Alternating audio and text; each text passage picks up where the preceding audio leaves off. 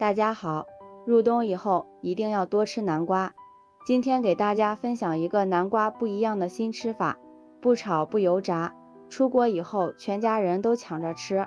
首先准备一块新鲜的南瓜，这个南瓜有点大，先用刀从中间切开，然后再用一个小勺子把里面的瓜瓤取出来，尽量刮得干净一些。刮出来的南瓜籽儿也不要丢掉了，把它洗干净之后晒一晒，炒着吃也非常的香。然后再把南瓜皮切下来，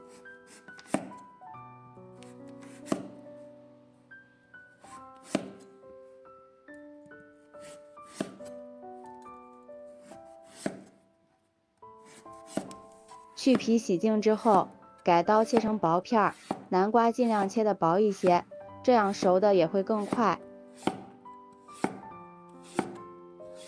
切成视频中这样的厚度就可以了。全部切好后，装入盘中，用筷子平铺均匀，然后再放入蒸锅中，盖上盖子，上气以后，开大火蒸15分钟。接下来准备一把洗干净的大红枣，放在案板上，用刀给它切开，顺便把枣核去掉。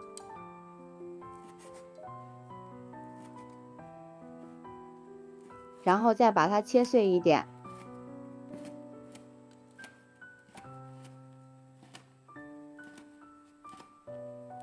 全部切好后装入盘中备用。时间到了，南瓜也蒸好了，用筷子轻轻的一戳就透了，像这样就蒸熟了。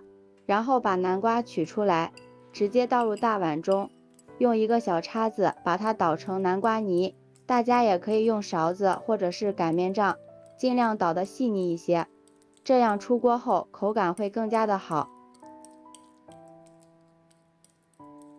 捣成南瓜泥以后，先放在一旁稍微放凉，等南瓜泥放置温热的时候，再根据个人的口味加入白糖，喜欢吃甜的就可以多加一些，再加入3克酵母粉，用筷子充分的搅拌均匀。刚蒸好的南瓜一定要稍微晾一会儿，不然南瓜太烫，容易把酵母粉烫死，那样面就发不起来了。搅匀后，再往里面打入2颗鸡蛋，用筷子继续搅拌均匀，把南瓜泥和鸡蛋液搅拌至融合。搅匀后，再倒入面粉，边倒边搅拌，面粉可以少量多次的添加，这样能更好的掌握它的干湿程度。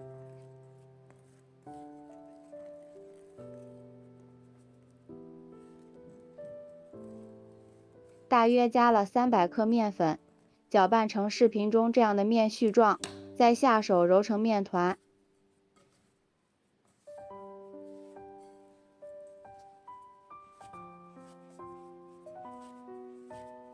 最后揉成像这样一个软硬适中的面团就可以了，然后盖上盖子，先放在一旁醒发至2倍大。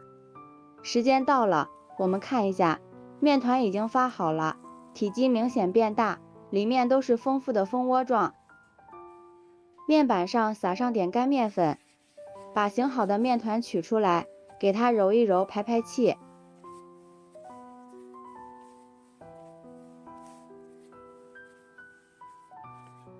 揉好之后，把它整理成一个圆形，用手按扁，然后用擀面杖擀成一个长方形的大面片。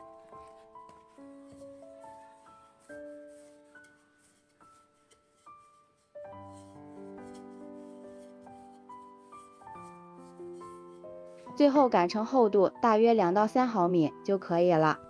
接着在上面刷上一层食用油，这样层次会更加丰富，吃起来也更香。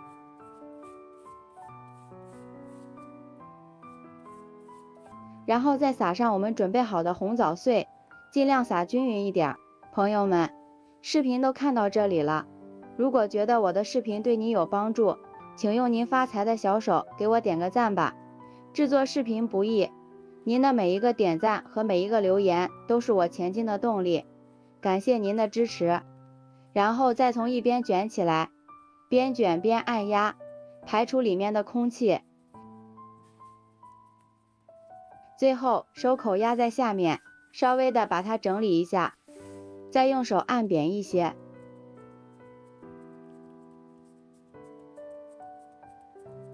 然后用刀从中间切开，注意头部不要切断，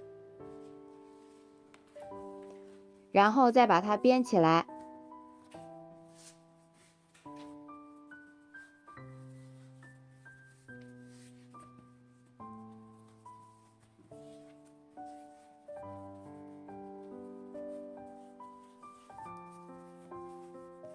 看一下，这层次就出来了。接着从一头卷起来，尽量卷紧实一点，尾部压在下面。这样我们的生胚就做好了。接下来准备一个模具或者是一个盆子，用小刷子在底部和边缘都刷上一层油防粘，再撒上一点黑芝麻增香，也比较好脱模。然后把我们做好的生胚放进来，直接放入蒸锅里，盖上盖子，2次醒发10分钟。10分钟后，看一下生胚已经变得胖乎乎的了，像这样就可以了。然后再给它盖上盖子，水开之后蒸30分钟。时间到了，先不要着急打开盖子，让它再焖5分钟，这样可以防止塌陷。打开盖子，真的是太漂亮了，一股浓浓的红枣和南瓜的清甜味扑鼻而来，造型也非常的可爱。我们把它取出来放在案板上稍微放凉，然后手在边缘扒一扒，这样轻松的就能脱模了。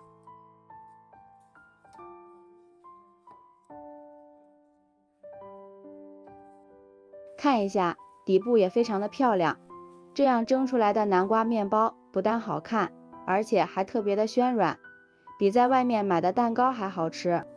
掰开看一下，里面满满的红枣，层次也是非常的丰富，看着太有食欲了。因为它是发面的，吃了也比较好消化，老人和孩子吃都很好。以后买回来的南瓜，别再只会炒着吃或者是熬粥了，做成面包，即使不就菜，也能吃得饱饱的。你要是学会我这个做法，上桌以后，全家人都夸你是大厨。如果你也喜欢这个做法，就赶紧收藏起来试试吧。喜欢我的视频，记得点赞、关注、留言、转发哦。感谢您的支持，点我头像可以看到更多美食视频。咱们下期视频再见。